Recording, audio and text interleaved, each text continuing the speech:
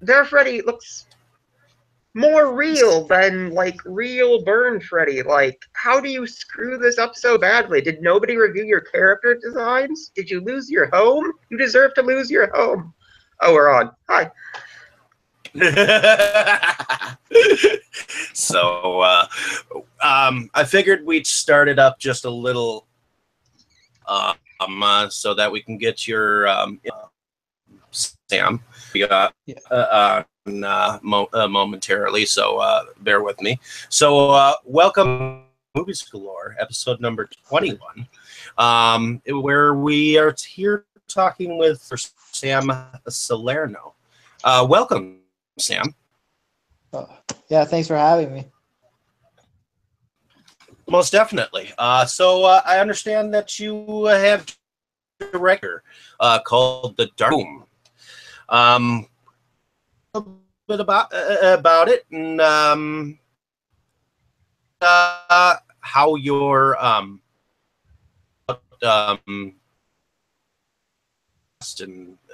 directing it.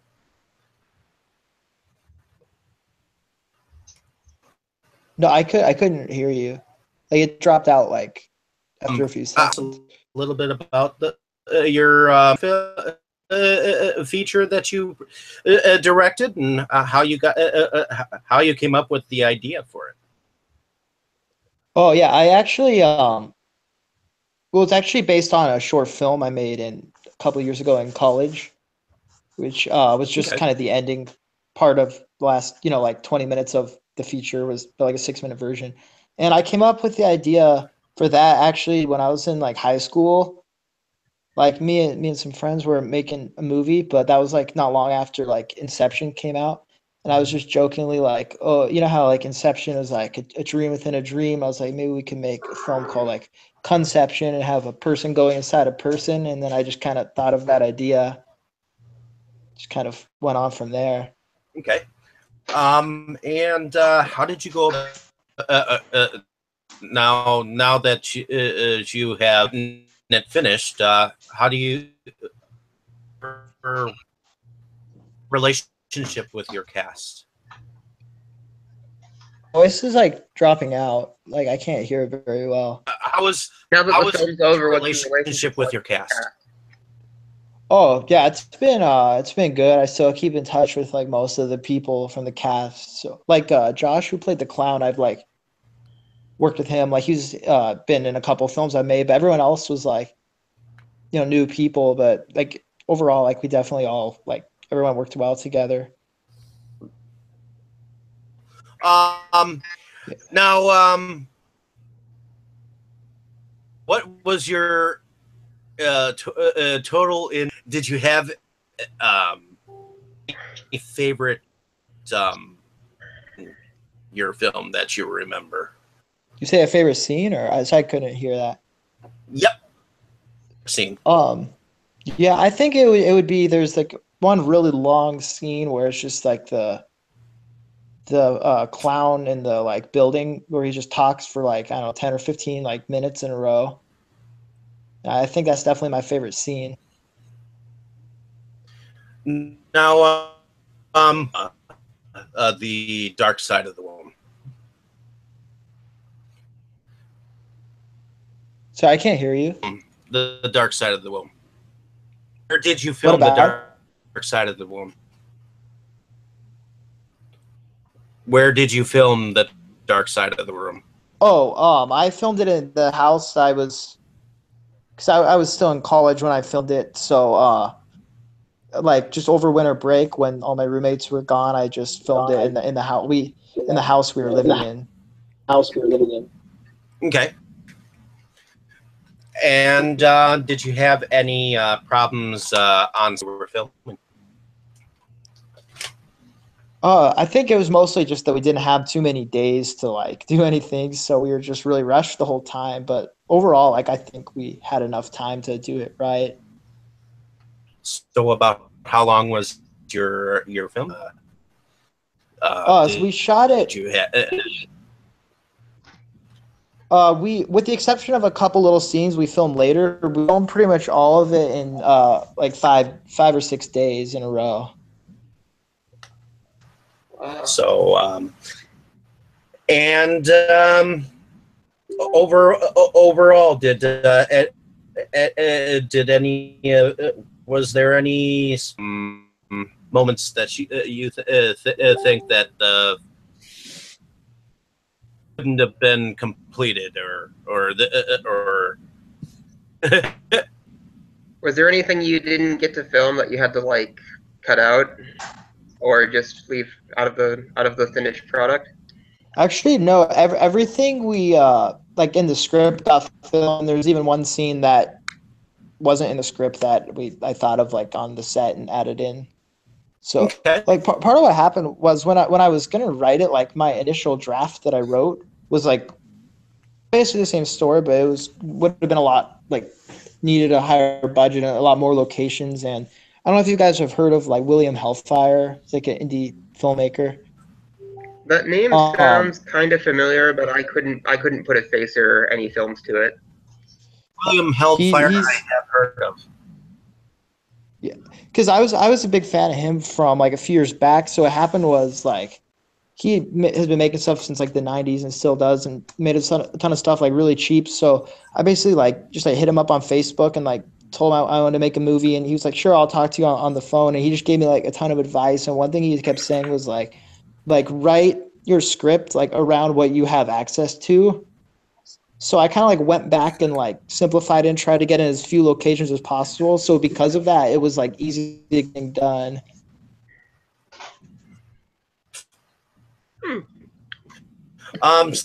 So there's some why don't you tell the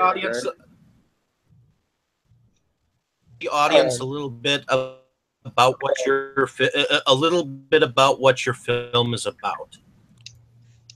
Oh, it's about like a dwarf who falls in love with a really big woman, and then like basically she gets murdered, and he like cuts her open. He climbs inside of like her body, and he meets all these people that are her various body parts, and then he ends up like killing himself in her womb, and then getting like she comes back, gets like resurrected, and then like births him.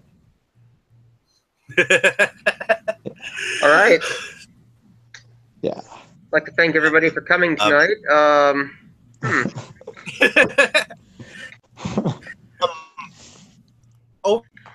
Overall, are you happy with the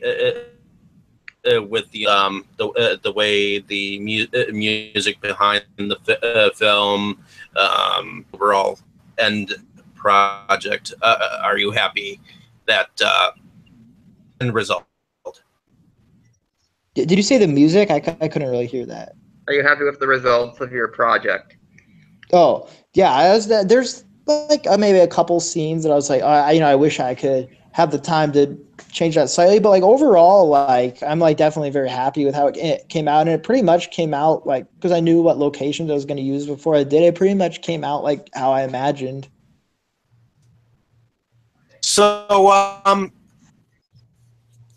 who exactly did who of the actors or actresses can you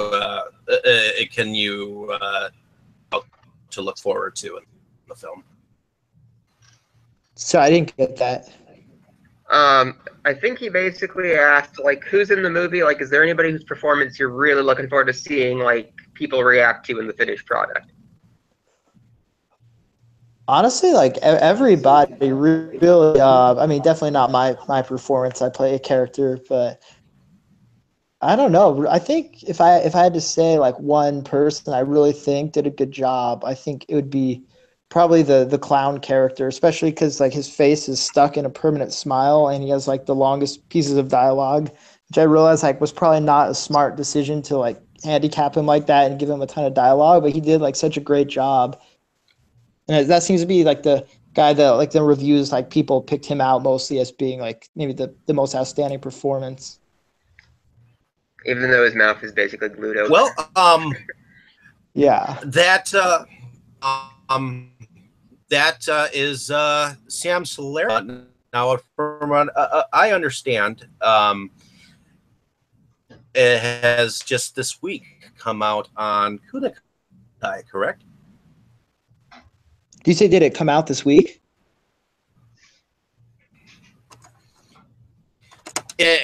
your film has come out on Kunikai, correct? Yeah, it's on it just came out on DVD a couple of days ago, and actually just like a few hours ago it got like approved by Amazon, so it's now up on Amazon for streaming. Cool. So It's free on Amazon. Anyone Ooh.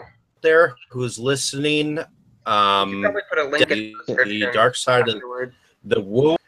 Yeah, most definitely. Check out The Dark Side of the Womb, which is directed by Sam Salerno, Amazon Prime, correct? Yeah. Prime. Yeah. Also available, The Tick. Cool. So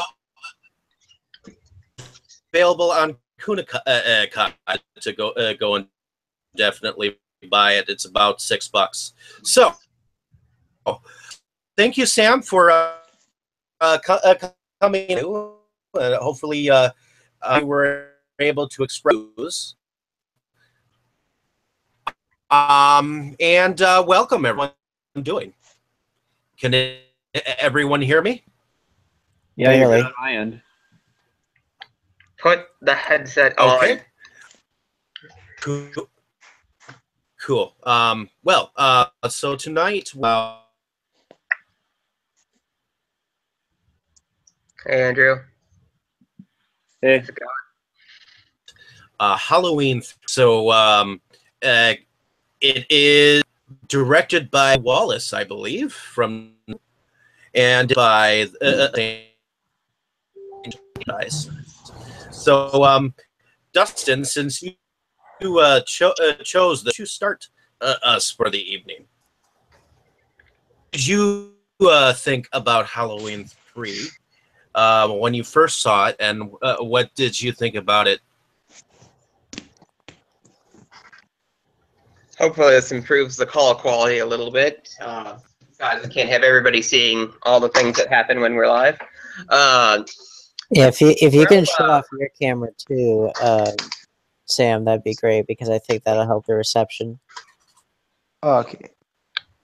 Well, It is a lot less fun that way, but this works too. Well, at any rate, so first of all, sorry everyone. We were not giving anything away at 9, so everybody I told, you know, I actually tried to advertise a little bit for this tonight.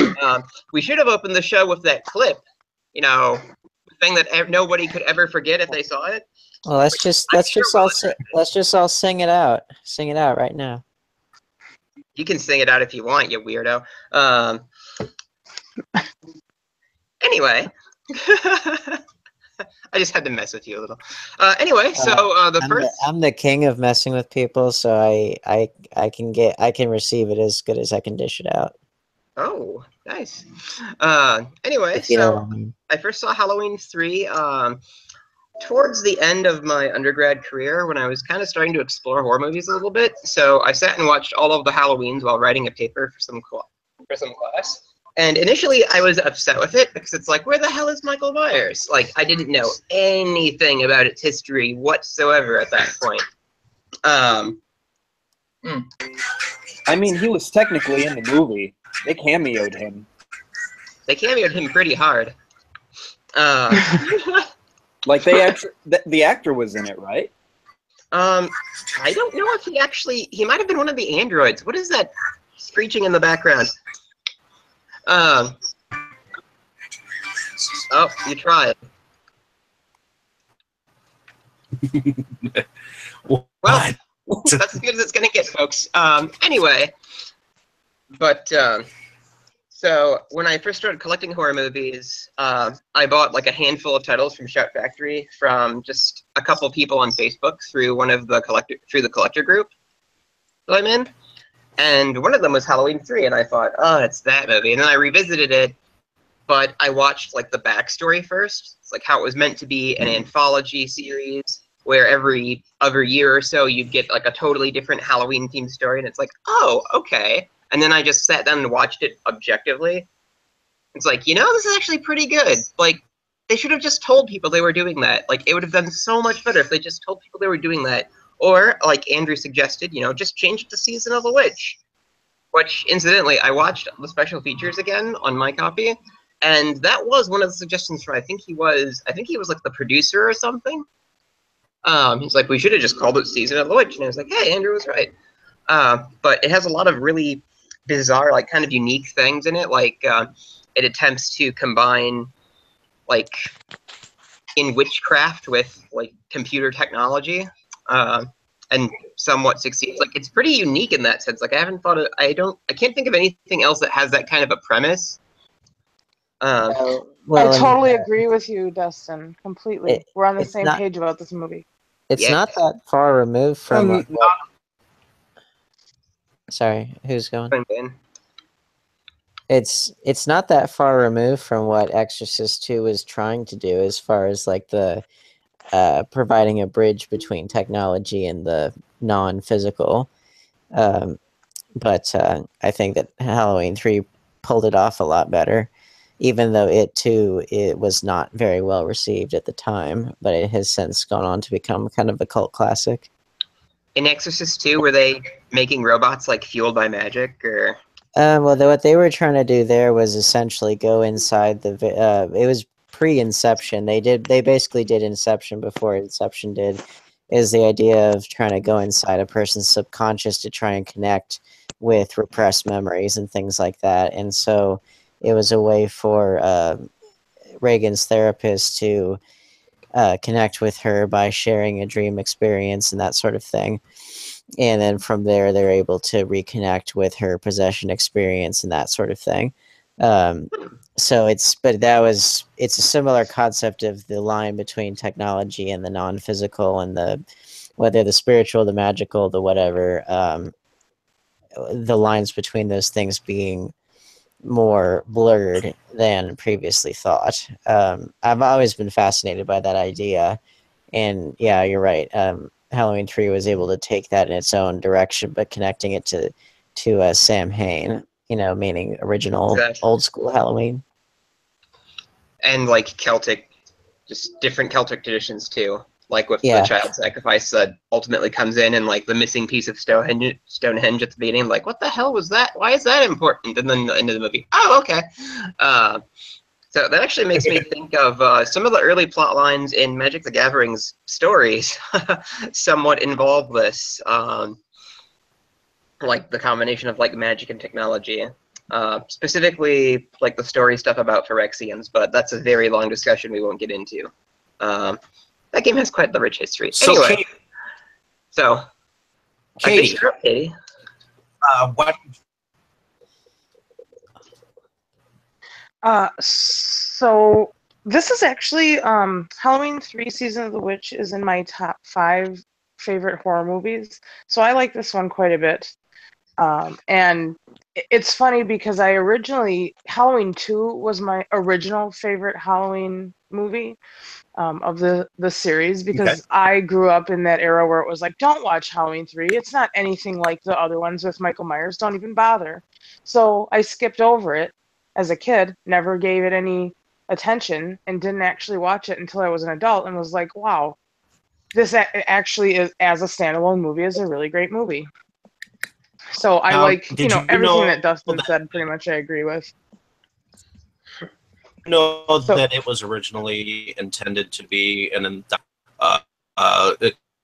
kind of similar to like Tales from the Crypt and yes, Friday the 13th. Did hear that. I did hear that after the fact, but you're talking about way later. They didn't tell you right away, I guess. So I knew that, but it was like, everybody just said don't watch that one. Like, don't bother with it. That was the message I heard all the time. So it was like, okay, just skip it. And I'm sad that I skipped it for so many years, because it's actually a really awesome movie. And Tom Atkins. Who doesn't love Tom Atkins in an 80s horror movie? Oh, he's so great. I don't know anyone. Like, he's not. I met him at Horror Hound, and he was like all about my chest. It was hilarious. I was like, Tom Atkins. I understand. Tom Atkins in God damn, Dave. Sam, I understand that you the film yesterday. What was your response to it? When was your first the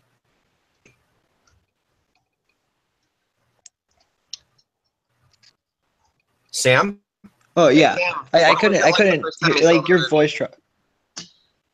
Oh, I just saw it last night. What was your thoughts of it the first time? I actually really enjoyed it. I just loved how like 80s everything was, like the sound effects every time like the robot guys would pop up. I was wondering if anybody else thought that Troll 2 ripped off the plot like really hard. Well, I'm just gonna say no. Like I can't see the connection. Huh. I just thought like, they like rolled into this town where everyone was like giving them all these weird looks, and I just kind of thought about Troll 2 like, oh, it's a little similar. And then when they brought in the Stonehenge, like, because there's the Stonehenge magic stone in Troll 2. I don't know. It just like reminded me of like a lot better, like obviously a lot better movie, but a little bit similar in some ways. If this Well, film owes the itself weird to sound anything, effect, I mean, you could say that about the Wicker Man too, but that's an interesting parallel though. I kind of like that.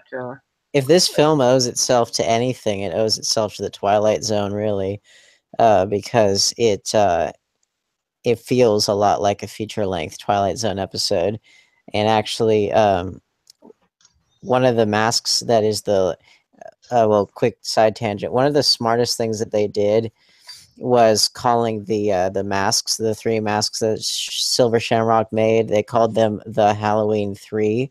Meaning the 3 primary masks that are supposed to be worn by the kids. So I thought that was a smart way to make it stand on its own. But also, one of the masks is the famous, or looks very similar to the famous skeleton mask from the one Twilight Zone episode, with the name of which I can't remember. But yeah, it really does owe a lot to the Twilight Zone as far as self-contained. Well, it's a part what was supposed to be part of an anthology series, but it's very self-contained and kind of has the grim ending, and it has the it has the similar plays on our perceptions versus that which is really going on. Andrew, what was your first? When did you first see? Hey Andrew, when did you first see the movie? Oh, sorry, his voice dropped off. Yeah, I saw it with Dustin back in college. It was if I remember right, I think you warned me ahead of time that it was not like the other Halloweens. And I thought it was a good horror movie, and looking back on it, I just finished rewatching it. Even knowing what happened, it's still a really well-made horror movie, and it's really a shame that they didn't keep pumping out different movies, and they just went back to your standard slasher. Mm-hmm. Only thing I would say with it is I felt like some of the acting was pretty either B movie or very early 80s television quality. Yeah, a lot of those guys were really stiff actors. It's almost like they were robots or something. It wasn't. That's what makes it great. It wasn't really very good acting, I have to say. Even though I think that the story itself is quite good, I do think it kind of suffered from some of the conventions of the time in terms of acting. I don't know. I think everything. I can't really think of anybody who wasn't really believable. I mean, maybe some of like the tertiary characters in the background, like the nurse, like maybe she was just a little bit too snarky to be like, oh, professionalism. But other than that, I can't quite pinpoint anybody who I thought was kind of like 80s-ing it up, for lack of a better term. Sillier moments like still play for me, like when they rent, like when Dr. Chalice and like that girl like get the hotel room. It's like, where are you going to sleep, Dr. Chalice? And he just like kisses her and turns out the light. Like, hey, we got to move it along. We got to get some boobies in. We got a limited amount of time. Well, I guess that's quite believable. And I guess that for me is something that didn't quite work for me, is that I feel like it did kind of root itself in some like B movie cliches when it didn't like in terms of That's the why I humor. love this movie. I Yeah, don't well, understand. I laughed really hard at that scene. Like that was great. yeah, but like I do feel Yes. like I feel like they had more to work with to where they didn't necessarily need to. But I mean, I'm sure that's part of the appeal for some people. Well, it's But campy and it hits the sweet spot yeah, with the cheesiness and the uh, campiness, and it's just right. I wouldn't change a thing. I love the poor acting, yeah, I and know. I I love just Tom I Atkins. wouldn't change a but thing. you I know wouldn't how change a thing either. I think it was relatively meant to be campy and definitely definitely interesting concept. Skiing the entire Shamrock, facility with the power of the ancient stones of Stonehenge. So it should to it, me, it when the child put the man reminded me of like Goosebumps, Hot and Mask, or Effect. Of course, that was later in the '90s, but I think that Goosebumps somewhat had a somewhat I wouldn't be too effect from surprised this if he had actually movie as drawn some well. inspiration from that. Yeah, that's a good catch. it should be established that the director Tommy Lee Wallace went on to direct some episodes of the 80s Twilight Zone and as well as the original 1990 miniseries of It, which was pretty cool.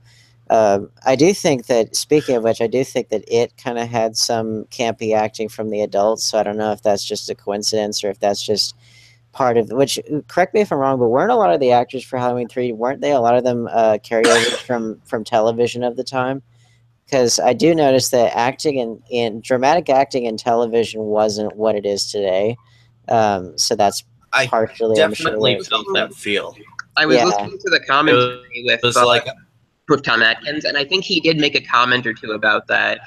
Like he talked a lot about, oh, so and so was in TV at the time, and so was doing TV around this time. And it's like, okay, so maybe they did get a lot of these guys from TV. yeah. Well, well, we're lucky to live in originally the golden. supposed to. We're lucky to live in the golden. Go ahead. Sorry, well, sorry.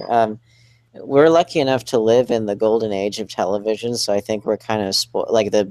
I don't know if you can have maybe not golden age of television, but like a new renaissance of television where the quality of acting and production is on the same level as what movies used to be back in from like I want to say the 90s prior, from the 90s backwards.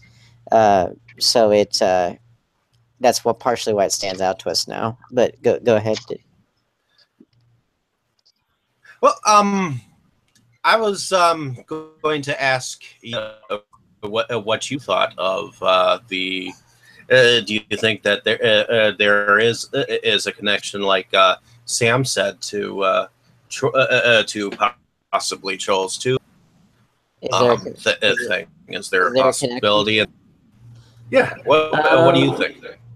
I don't think an intentional one. I think that it's partially through happenstance because I know that from every bit of evidence that I've been able to gather, I think Troll 2 has a pretty clear lineage with Claudio Fragaso's wife just not liking vegans and vegetarianism.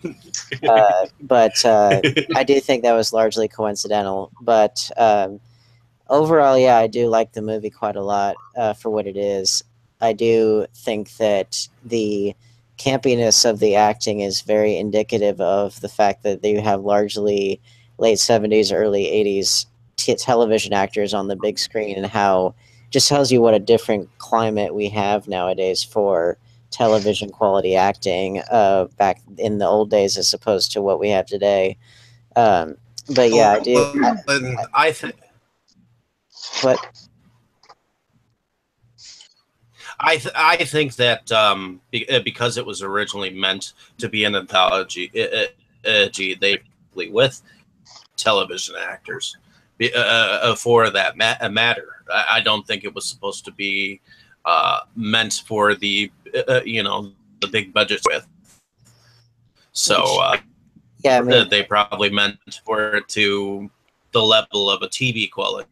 you know, the original Halloween had mostly unknowns and people who hadn't really worked very much. So I mean, that's kind of a horror trope in and of itself, or the people who haven't done a whole lot coming together to make a horror movie. So this is just kind of a different trope, like what TV quality acting used to be for when they tried to do features. But yeah, the movie in and of itself, I thought was good. I liked that it was more focused on Halloween the holiday than any of the other Halloweens had ever been, or any of other Halloween themed film that I can think of, other than, say, maybe Trick or Treat, which even that's not as rooted in the origins of Halloween as this film is. It's for as many horror films as come out in a given year, and especially around Halloween time, it's rather amazing that we found it.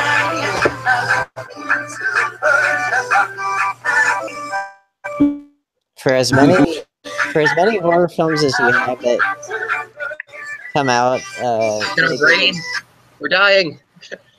for as many horror films as come out in a given year, especially around Halloween, it's rather amazing that so few of them have anything to do with the actual sacrificial origins of Halloween. And even the whole idea of Trick or Treat, even that was not exactly a good thing, because of the idea of, give us candy or else we'll commit acts of like arson and destruction. So even that has a mischievous quality to it. Instead of going around with a pillow sack, going and stealing everyone's. Yeah, Halloween got significantly more sanitized in the 20th century, kind of with the advent of corporate America saying, "Oh, we can make money off of this by selling costumes and decorations and all that." A lot of what we know of as holidays was largely corporate inventions, but it is just interesting how few of the horror films actually deal with the real origins of Halloween. Real quick, that was actually a joke in Hocus Pocus. Like the main character, at one point he's like, Halloween was just a moment of right, and it's just like, oh no, the Sanderson sisters and witches and blah blah blah. I just remember the one line, but it's there. Mm-hmm. So if you had a favorite, of course, the main actor in the film, who would you? Who would I what? I didn't catch the last bit of that. Who would you consider your next character besides the main actor in the film? Tom Atkins. Yeah, besides Tom Atkins, the Tom Atkins. Let's see. I don't know. My second favorite character. Nobody really in particular. I mean, I think the what's his name now? I forget his name. The head of the Silver Shamrock Cochran? is super creepy. Oh, okay. Cochran, yeah, Connell Cochran. He's creepy as all get out. But I also I'd rather talk about a favorite scene with a character that I don't know, whatever. Okay, what's really your favorite identify with her. But my favorite scene is when the lady at the hotel accidentally messes with the little thing that was in the back of the mask and blows half of her face off. That's my favorite scene in that movie.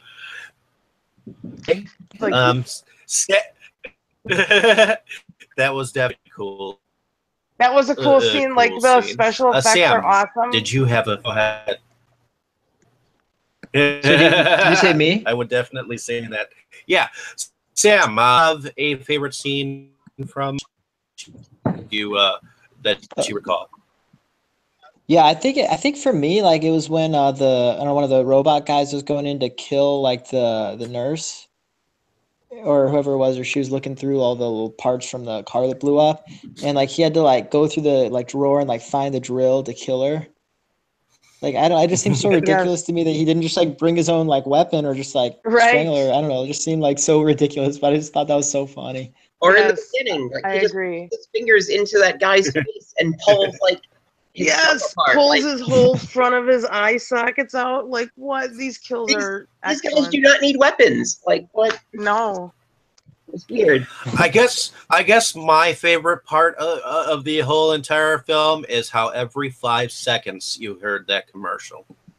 Every 5 seconds. At least every 30 seconds, it was like, happy, happy Halloween, Halloween. It was just constant throughout the entire film. How'd that go? Of course, the only mention of the was in the commercial for the film, an intro to the film before the commercial. There was a TV spot for Halloween on before the Silver Shamrock commercial, yeah, and that was pretty funny. Like now that I know about it, but at the time it was like, wait, is he not coming? Like the first time I saw it. That's about when I got pissed. The very first time I saw the movie. What do you mean? There's no Michael? Andrew, did you favorite scene? Not really. I think really the scene that stuck out for me the most though is when like after he sabotages the factory and pours down like the shamrock buttons and stuff, the whole like mysterious circle of light, and then Cochrane disappears and like Stonehenge explodes, and it's like that came out of nowhere. I remember seeing that with you like the first time. You were just like sitting there like, what?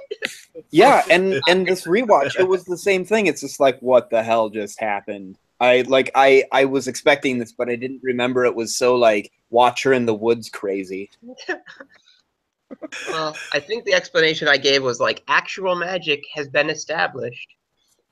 Like, yeah, I suppose. I mean, if you think about it, even though they were robots, he made it like a giant human sacrifice next to Stonehenge. So I mean, there was kind of that, but it's never really explained. It's just like, oh, magic, clap, clap, clap, dead. Although the way you interpret it, like, did he actually die?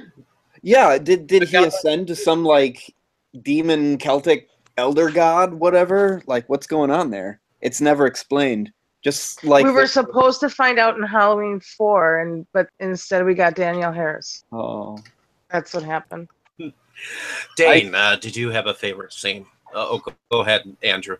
Yeah, I was just gonna say, along with that particular scene, I loved how they dodged the whole. How did you get a 5,000-pound rock over here? And the guy just skips over it saying, oh, you wouldn't believe what we did to get this here. And it's like, really? I mean, that's funny, but really? Try it. Rocky. Like the thing in Aladdin. It's like, where are you from? Oh, farther than you've ever traveled, I'm sure. Try me. So, anyways. Dane,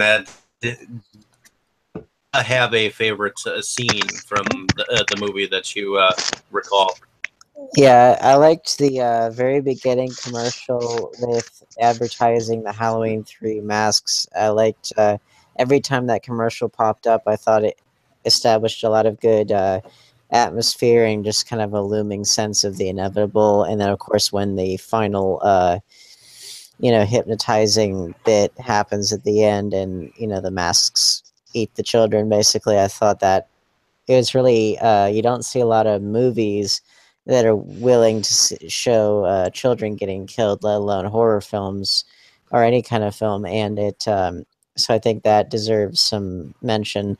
It's not terribly graphic relative to what, it could have taken place, but it's still worth noting. But I guess that's also because we're recounting a lot of moments that we think are very like awesome or campy or are, kind of silly when you mention them.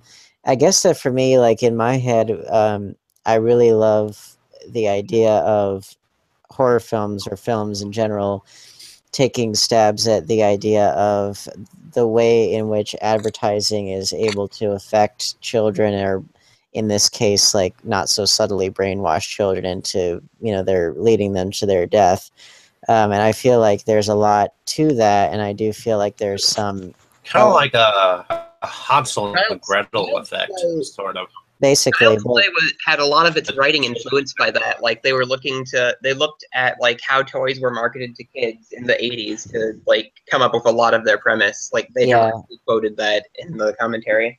Which it makes a lot of sense. I guess that just relative to that theme and how important that is, I know that if I were given this same premise on paper, I probably would have ended up with a different kind of film, like one that followed a very, very similar style of plot, but just the way in which it would be handled would be a bit more serious and would do better justice to the larger thematic resonance of that theme. But if that were the case, then it wouldn't be quite as, camp-tacular. Well, I think that serious approach, sometimes depending on the material, may not necessarily be the best choice. Like this episode opened with me ranting about something. That was the 2010 Nightmare on Elm Street remake, in which they tried to make just the most serious, let's make Freddy Krueger scary story that they could. And they used, I don't know why they used that script. They made so many mistakes with that, and just the premise without a little hint of surrealism just doesn't work. Yeah, I completely get that there's some stories that could not really work if they were told seriously. Case in point, famous example is Dr. Strangelove, that they could not really make that plot work seriously, even though it was based on a serious a serious fiction work, but they just were not able to do it in a way that didn't come off as funny. So I definitely get that, and there's a certain joy to just being free to just be silly, or to not have to take oneself too seriously. I know for a fact that I like that theme a lot, of the way in which advertising affects children in a arguably negative fashion. And I know that a really great, like a truly great kind of penetrative work could be made with that theme. And which is not to say that that's not necessarily what Halloween 3 is. It just, you know what I mean? I'm thinking more along the lines of something like Network, something like that. That's kind of where my head's at. Here's a question I'm going to put to all of you. If you had actually directed the Halloween 3 film, is there anything that you would have done differently? Probably not. Like I can't honestly think of any problems I have with the movie just off the top of my head. Like even I think it has like the perfect like balanced tone. Whereas you can watch it in kind of a relaxed manner and be like, oh yeah, this is kind of like fun and campy. Or if you're in a different mood and you watch it, it's like, okay, this is actually pretty serious, and there's a lot that's at stake here. I do have a little bit of a thing to add though. So I think it was on bloodydisgusting.com. They had a story where somebody was like, here's my short story about what I think happened after Halloween 3 ended, like if it had gone on 15 more minutes. And you kind of saw that person came up with like this incredibly dark apocalyptic ending. It's like, oh yeah, like he didn't stop it in time. 60% of the population died. When the masks melt the kids' heads, like giant insects like come out of their bodies like chest bursters, and it was creative, but I thought it was bad. I'm just gonna say it. Well, apocalyptic kind of, I don't know. Apocalypses are a dime a dozen these days, and I find those to be a really cop-out way of writing, especially people that take well-established works of fiction and then try to create an apocalyptic or post-apocalyptic perspective on on those things. So I find those very tired and very cliche. I So that doesn't really like surprise me why that didn't turn out well. I really liked I really liked the columnist who wrote it too, which is kind of sad. Yeah. Come on, Freddy in Space. Well, it's just it's way overdone, and it's so painfully the slippery slope is so painfully obviously there.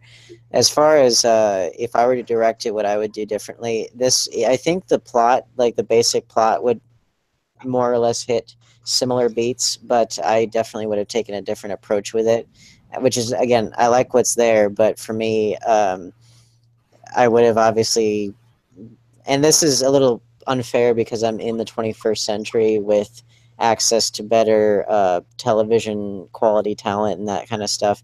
But for me, I would have made the approach to it, I would have made it a lot more darkly comical, a lot more satirical, make it a much more of a horror satire on the way in which corporate America feeds upon children. And I definitely would not have made the main character such a, I guess you'd say, Lothario, or a Yep.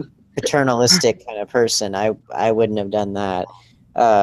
I did like the villain a lot, but to me, it would have been a lot more along the lines of something like Natural Born Killers, except less trippy, but like that same kind of, when I talk about satire, I mean something more along those lines. So not laugh out loud funny by any means, but just sort of like this biting commentary on society. I really love satire in that way, and I think that this kind of story is ripe for that kind of commentary. So yeah, I definitely would have done it in a different fashion, but I would have hit similar story beats, but just handled it in a way that I think would have the same satiric bite along the same lines as Natural Born Killers, or, like I said, Network, which was television centric. I was just gonna say, so like an American Psycho style satire. No, American Psycho, it's way too, like, I like American Psycho a lot. That one, I feel like that one's a lot more has more lines that are a lot more, that are meant to be a little bit more laugh out loud funny, even though it's not a comedy by any means. But I know people who will like overtly laugh at lines like, "I like to dissect girls. Did you know I'm utterly insane?" They will laugh at lines like that, which that is a funny line, but it wouldn't be a satire like that. It would be something along the lines of Network, which has a lot of funny lines, but the whole thing is just, it has such bite and it has such impact. Like that film, or like Sweet Smell of Success, which is one of my all-time favorites. That's more along the lines of what I'm talking about. I don't think I've ever seen any of those. If you were to rewrite or redirect this film, would there be anything different that you would do? I think that was you, Katie. Me, not a thing. Everything Dane said, the opposite. I'd keep it the same. I like it the way it is, but I'm not a director, so Well, it's, I and just again, like to watch. I don't want to say that what I'm saying, I don't want to make it seem like I dislike what's there. It's just No, that's my approach to things. That's the kind of person I am. That's the kind of stuff that I tend to be attracted to in movies, and the kind of thing I try to put out there somewhat, or at least I will try to do more of that in the years to come. But that's also why, what was it? That's like, not to harp on The Exorcist too much again, but like with Exorcist: The Beginning and Dominion, prequel to The Exorcist, it wasn't intended this way, but to the average viewer, it kind of feels a bit like one of those contests where they give you the same script and you have to adapt it in your own way. And that's kind of how I would do it in my own fashion, because that's who I am as a person. But someone else could make a slapstick comedy out of it, for all I know. True. Sam. Yeah. Why don't you? Same question, Sam. What would you do as a director? I looking think, at like, it from a director. for me, like, it seems like everyone else kind of liked the tone. Like, I mean, because like I think my biggest thing was like I felt like it either like could have been more comedic or could have been like darker. Mm-hmm.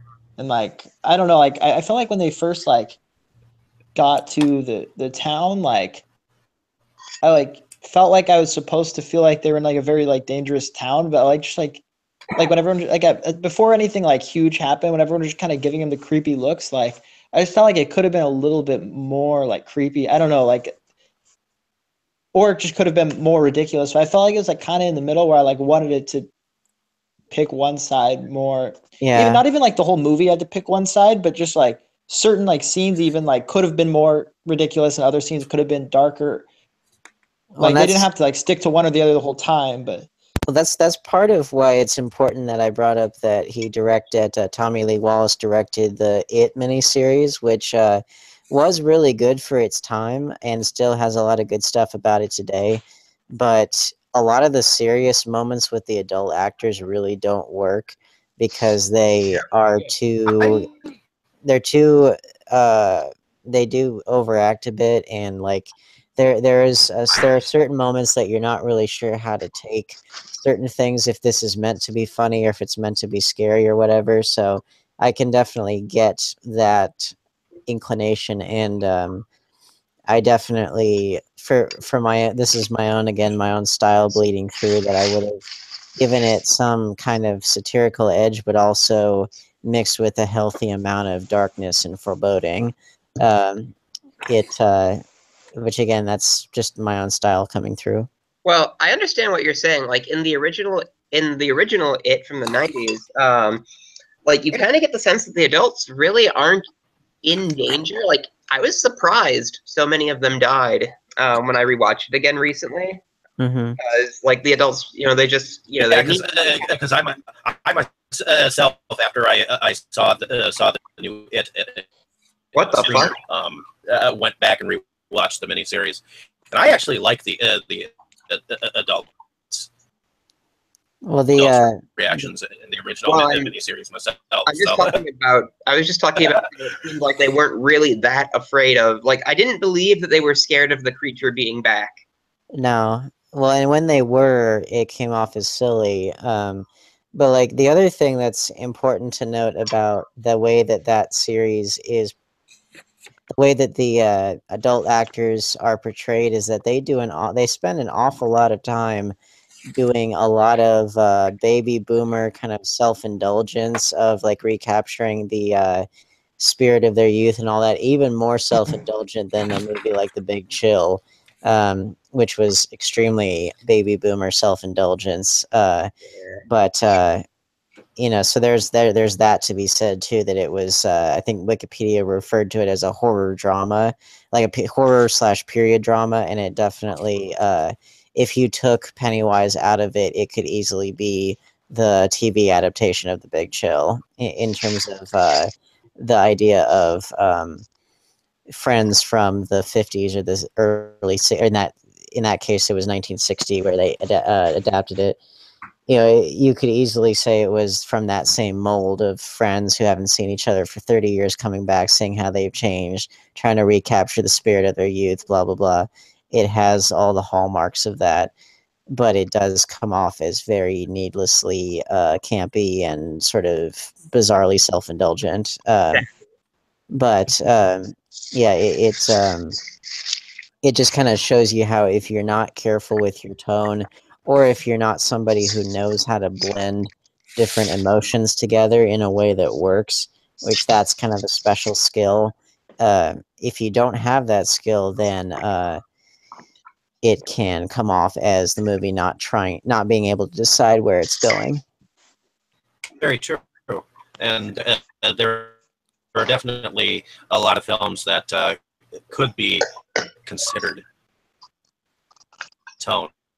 Yeah, So, well, but altogether, one of the points that an article comparing the Sam Raimi Spider-Man films to the new one of the things that that article brought up was that Sam Raimi, as a director, is very good at blending different emotional tones together in a way that doesn't break the overall movie. And I could definitely agree with that. I think that that's a very specific talent that certain filmmakers have. Not everyone has it. Not everyone's able to pull it off. But if you can, then you can get away with, some comedic moments in an otherwise serious film, and have it work.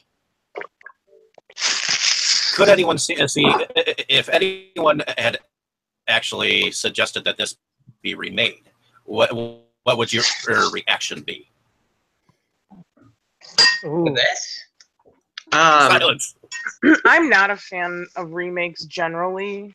I mean, sometimes, but I think if I really like an original, like the Blues Brothers, I wouldn't even watch. Like, that's my favorite movie. So the Blues Brothers, like 2000 or whatever else they did, I wouldn't even watch it because I just couldn't even give it the time of day when it's a movie that I really like. And I don't know, I don't get caught up on how well it's made or how great the acting is. Like, if I like it, I like it. So remaking it sometimes is a good idea, I think, because sometimes the remakes can be really great. But Yeah. sometimes they just sort of put a completely different spin on it that I think takes away from the original. So a movie like Season of the Witch, I think I would love to let it just be what it is and not touch it or change it or reboot it or any of that. Well, I would say not remake it per se, but I would say that a movie with a similar conceit could be made for the 21st century, without a doubt. Because keep in mind, we live in the era in which Russia bought so many Facebook ads and so many ads on all these different social media websites with a very deliberate attempt to create chaos in our society. By turning various racial groups against each other, that sort of thing. So that's something that happens in the real world today, where a real world government entity is trying to influence people in a very direct fashion through social media. Yeah, And we're that's living it. and that's the real world, let alone what you could do with someone who tries to get Halloween back to its original sacrificial roots and takes aim at children. So that premise, if anything, that premise is more alive than it has ever been because we're living it for real in the wake of the Russia investigation. So it definitely could work today in a way that arguably better than it has ever worked. But yeah, I don't think a strict reboot or remake per se, but that concept is ripe for utilization. Oh, they could modernize about- that concept and make Yeah. a movie out of it for sure. Well, Some of the same similar baselines. Go ahead. Well, my it's kind of hard to get me to dislike a movie. I have a kind of a high tolerance for like reboots. I mean, sometimes they take the original concept and do something a little bit different with it, like the Texas Chainsaw Massacre remake from 2003, where the Sawyers became the Hewitts. That was really well done. And if they were able to do some kind of thing where they take the same themes, the same concepts, and they expand upon them like in a really like good, intelligent way, and it works, then I wouldn't mind seeing it. However, like I was talking about with Nightmare on Elm Street 2010, taking that approach can also totally wreck it. Like, their Freddy looked even more fake than the Robert Englund one. How? But so reboots and remakes, they can be very good, but it's really difficult to pull off. Especially a lot of times, it feels like it's just kind of a cynical cash grab sort of thing, where there's no real passion for the project. Yeah. Milk that cow sometimes. Well, but like the And point that's coming from somebody who liked both. I liked both of Rob Zombie's Halloweens. That's how forgiving I am. well, I liked them both too. But the thing that you said that should be stated very clearly or restated is that different does not always mean bad. Which I think that a lot of the times, at least on the internet, people automatically make the associate. They don't distinguish between different being, just allow something to be its own thing and not necessarily have to compare it to that which came before, even though people will inevitably do that. But people have a tendency to a false belief that a remake or reboot somehow negates the existence of the original or negates its significance or whatever, and it doesn't. The original will always remain. It's it's basically it's fan entitlement is what it is.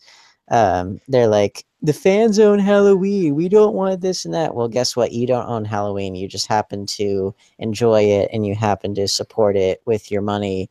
And if you don't like it, then don't go see the remake or the reboot or whatever. But you don't own this franchise. You just happen to enjoy it. But you know, just allow things that are different, allow them to be different. I have a counterpoint when you're done. Yeah, go ahead. Oh, you're done? Okay.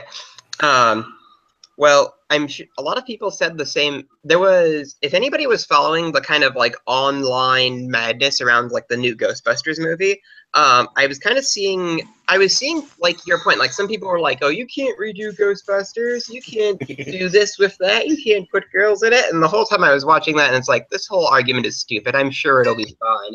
And then I sat down and watched it, and I was like, "Wow!" Fans were really were really going after the actresses very extremely. Well, but that was that's the best. Really surprised to find out that they were actually like big comedy stars. After I saw it, I was like, "Wow, this must have been their first movie. These people are horrible at this." It's like, "Oh, they've been on SNL for years, and everybody thinks they're really funny." Oh. Well, here's the interesting thing about that is that Ghostbusters the remake in a weird way was kind of a foreshadowing, or at least a cultural lightning rod for what we experienced with the election. You know, it's a similar concept of you had trolls going after these actresses on Twitter for no real reason other than to be sexist pigs, and then you had people who then on the other side were saying, well, if you don't like this movie, then you're a sexist or you're a racist or you're this or that. For some people, that was indeed the case. They were sexist. They didn't want a female Ghostbusters film. For some people, they just didn't want to see something that they liked remade, and so then they got lumped into that category. And then it just, I think then you have like the whole idea of a cynical cash grab, or you know, it's one of those things where I do completely stand by what I said about, you know, let something be its own thing. But I know that that's not always going to be what everyone wants, or necessarily what will result in a good film. Because that film, Ghostbusters 2016, it was so unbelievably culturally divisive. You know, for such a seemingly innocuous film, it sure resulted in a lot of ill feelings on a lot of different fronts. Like, I wasn't like angry about it the way a lot of people were, but I was mostly just taken aback. It's like, wow, like I haven't seen a modern comedy for a while. Is it just all like fart jokes now? What is this? Yeah, we could spend an hour and a half talking about modern comedy and how far it's gone off the rails. But in any case, American Pie. This is why I don't watch new movies. I like to watch a lot of the newer movies, especially when they're independent. So which is kind of why I got onto Sam's film, and I really liked it for how wacky it was. So thank you for coming on the show tonight, by the way. Sam, what do you think about remaking? What do you think about reboots and remakes?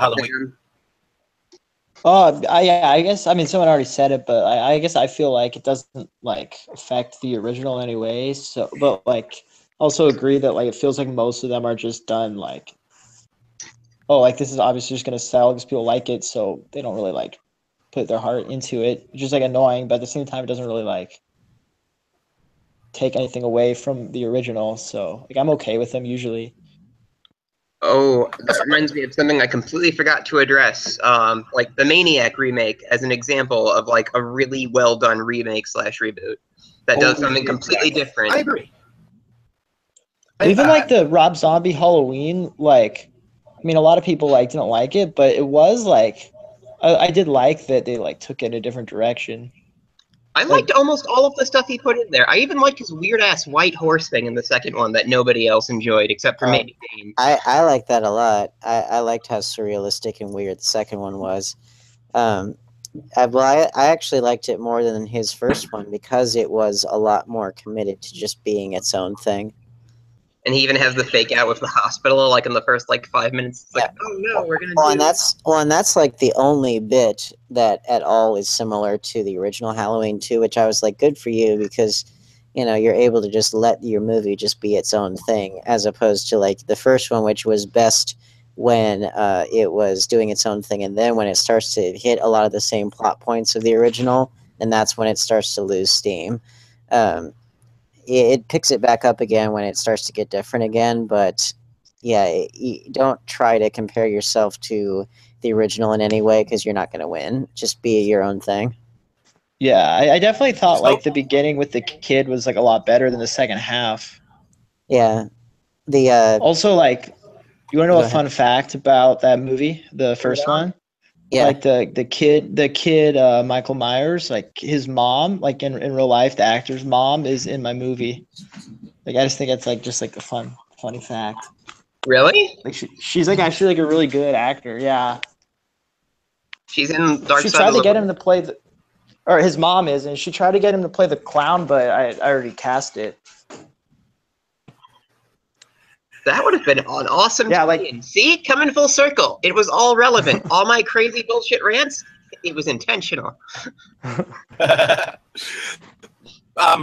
Getting back to because it is Halloween, and thank you for coming on with me, all of you, on Halloween, because I know you guys could have gone trick or treating or something to that effect. But in any case, what movie enjoy seeing on Halloween normally? What do we like to watch on Halloween? Well, so I made the comment to somebody that what for Halloween, like for you, like Halloween is when you watch, scary is when you watch horror movies. But for me, that's just a Tuesday. So Exactly. like I don't. It's kind of funny because a lot of people were doing like the 31 days of Halloween where I watch a different like horror movie every day. And it's like, well, I didn't watch one every day, but I'm pretty sure I saw 31 horror movies this month. So it's kind of hard to just pick one. So because of Freddy Coming to Dead by Daylight, I did try to sit through that remake because they only got the rights for Freddy.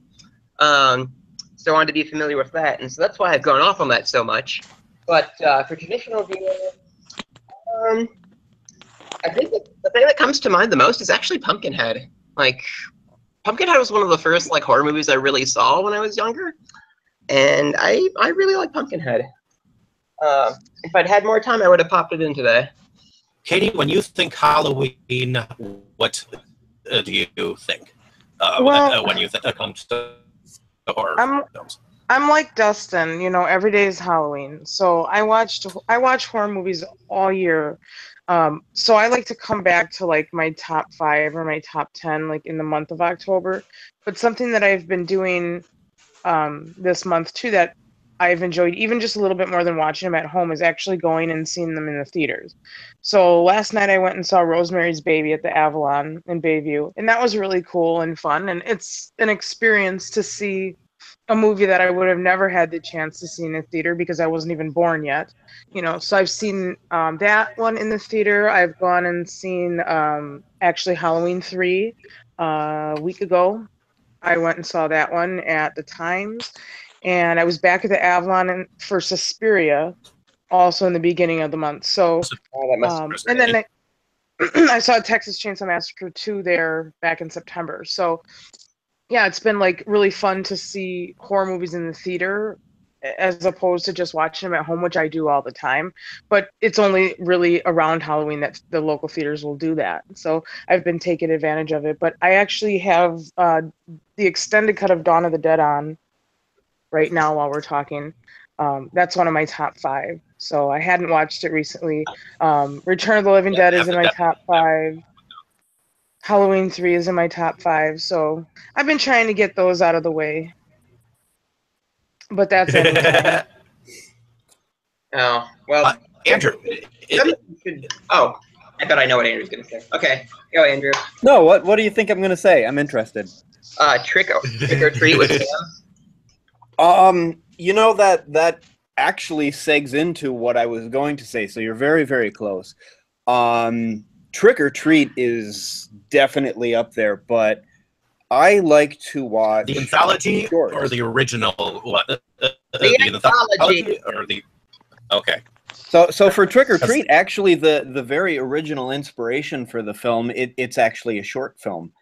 And I remember this distinctly because like 4 or 5 years back, I did a short film countdown for Halloween where I had, like, I think the last 20 days of October I had a short film, and that was like number 3 that I posted. So I just like to watch a new, like, horror short, just 5 minutes, 20 minutes, whatever, and just something new, something quick and easy, something I can share.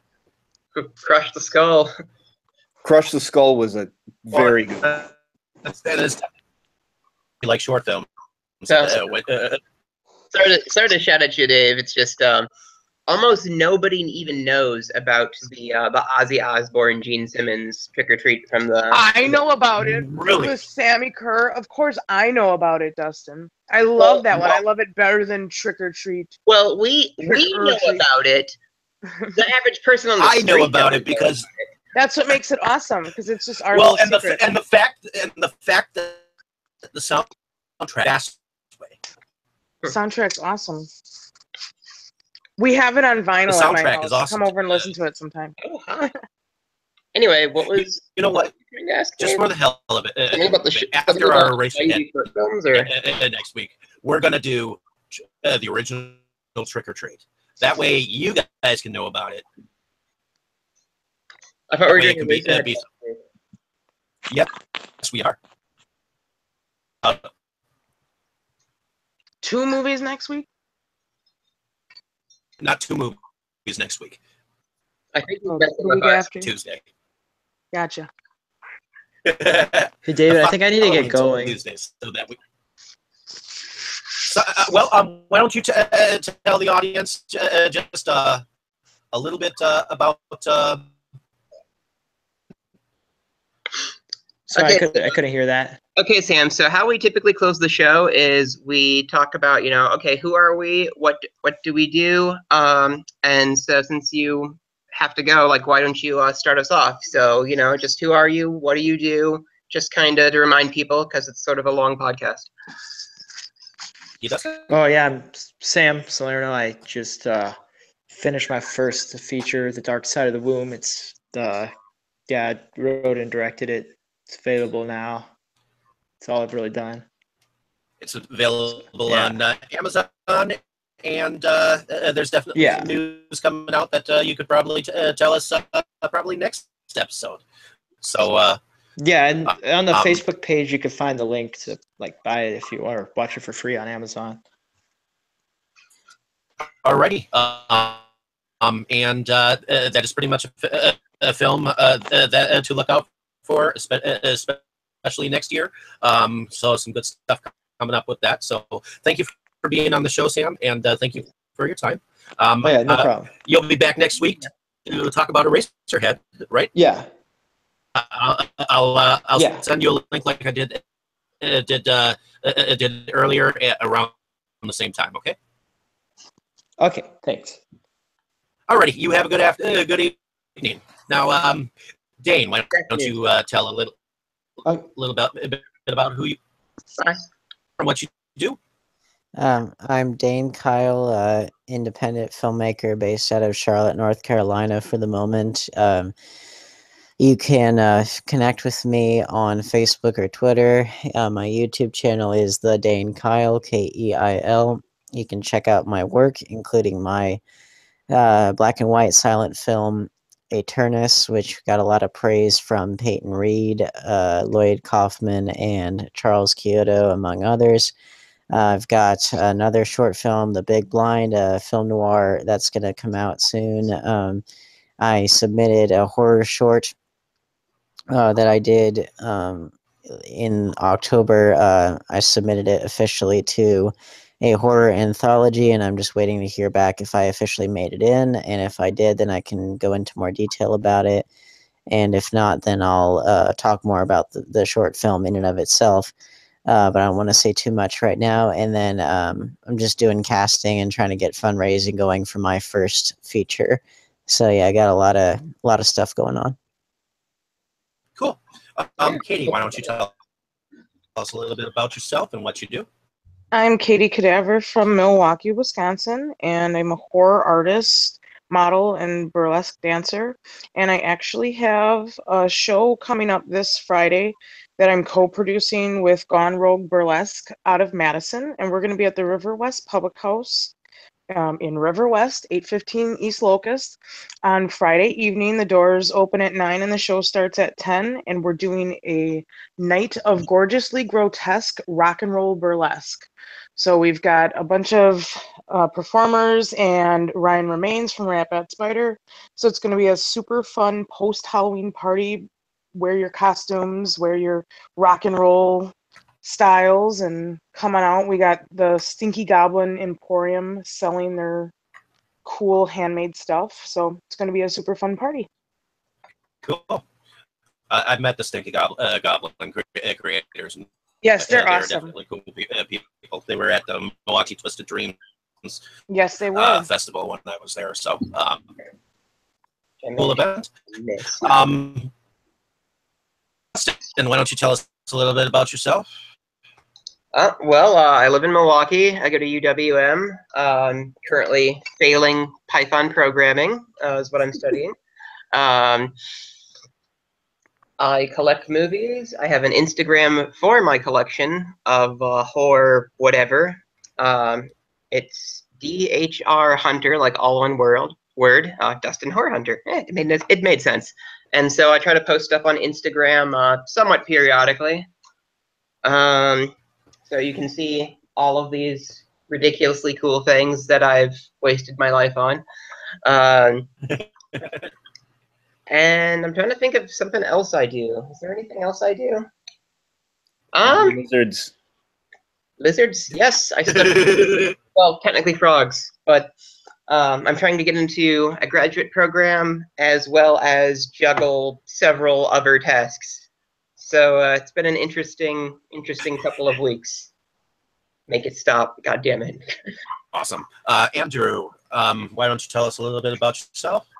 Hi, I'm Andrew Nowak, and again, I'm probably the least interesting of the group. I'm just living in the middle of rural Wisconsin with all those good old boys. Yay. But you are definitely a horror fan. Oh, absolutely. So and, that is at least that yeah, is at least and something. I love to just, sit down and I enjoy analyzing things. I'm one of those boring people who will explain things until they're no fun anymore. So this is a lot of fun to get. As do I, and I think it's interesting that you enjoy short films. So I'm definitely looking forward to maybe doing like a short film episode or something like that in the future. Oh, so, absolutely. I've got man, I stopped like categorizing those so long ago, but I got one, and I've got a list of like over 100, and I really should just watch through them again, and because my views have refined a lot, and I could cut that down a lot. But of course, that would end up adding like 50 more by the end just by following links. Yeah, you never get anywhere by following links. They just pile up. Yep. So check out on YouTube. I found some short films under Mr. Stitch Films. Okay. That sure. you should check out. There. So, but anyways, my name is David Strachey. I run Movies Galore Milwaukee, which is